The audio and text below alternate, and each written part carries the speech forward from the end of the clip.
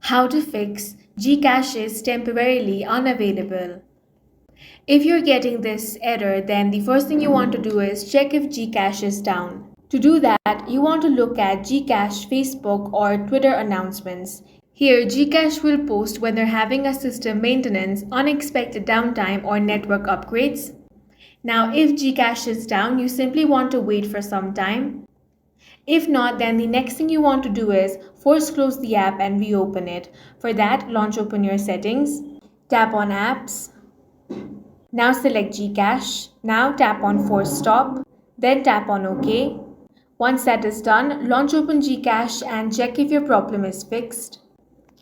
If not, then the next thing you want to do is switch internet connection. You want to change from Wi-Fi to mobile data or mobile data to Wi-Fi. If you have VPN enabled, make sure to disable that. You also want to check for updates. For that, launch open Play Store. Then tap on the search bar. Here search for Gcash. If you find the update option, tap on that.